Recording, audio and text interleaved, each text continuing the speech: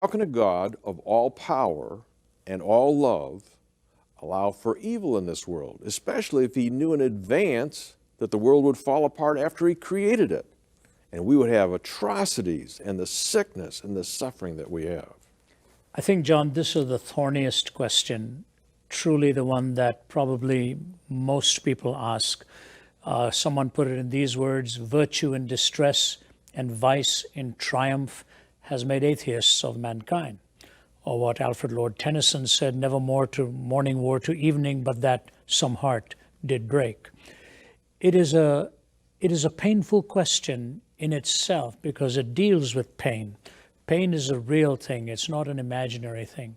There are many ways that one can approach an answer, but C.S. Lewis used to remind us that it is critically important to examine the assumptions within a question.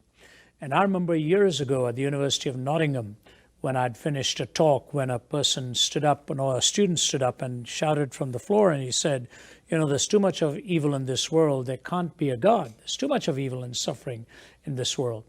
And the irony of that question to me was, I come from the East, I now live in the West. I don't ever remember being asked this question in the East. Now they do because of all the cross-pollination of thinking and all of that. But it's hardly ever addressed. In Islam, you hardly ever find a book dealing with this subject. It's inshallah, it's the will of Allah, And in the pantheistic system, it's karma, you're paying your debt and so on. It's in the Western world where we actually live with the greatest comforts that we raise the question about pain and suffering. But this Englishman raised it, and I said to him, why don't I make it clear first why you are asking this question and what your assumptions are. I said, when you say there's evil, aren't you assuming there's such a thing as good?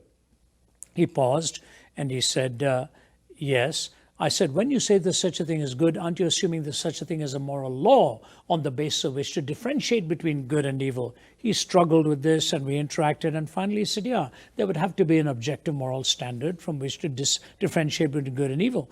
I said, when you say there's a moral law, you must posit a moral lawgiver, but that's whom you're trying to disprove and not prove, because if there's no moral lawgiver, there's no moral law. If there's no moral law, there's no good. If there's no good, there's no evil. What is your question? And he looked at me, paused, and he said, what then am I asking you?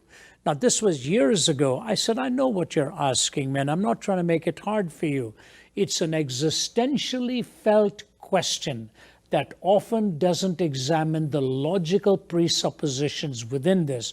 God has to remain in the paradigm for the question to be real, and therefore the answer has to come from what God's purposes and God's description is all about reality. In a recent book that I co-authored with Vince Vitale, my colleague from Oxford, we called it Why Suffering. My opening chapter was what is called the trilemma. God is all-powerful, God is all-loving, and there is evil. That's the trilemma. The three realities that J.L. Mackie, the Australian philosopher, says are incoherent.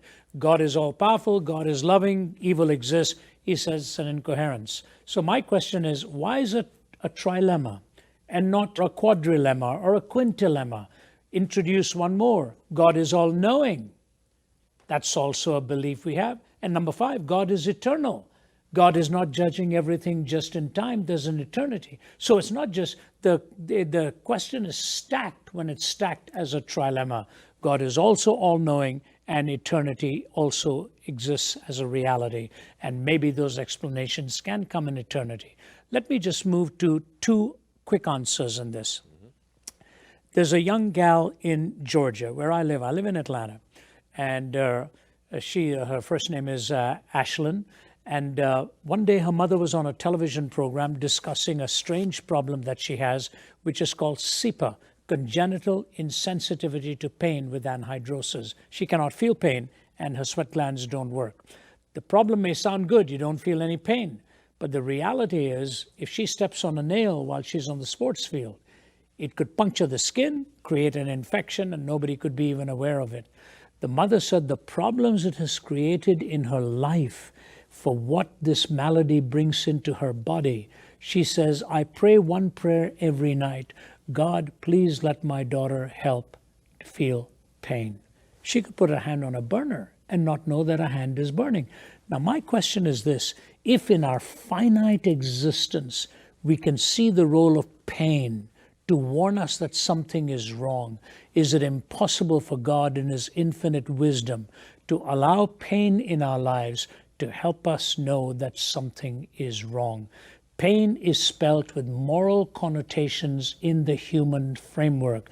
That is because we are moral beings. Therefore, the answer has to come from within a moral, spiritual framework as well. The question assumes moral reasoning, and that can only be assumed if God is in the paradigm, not outside of it.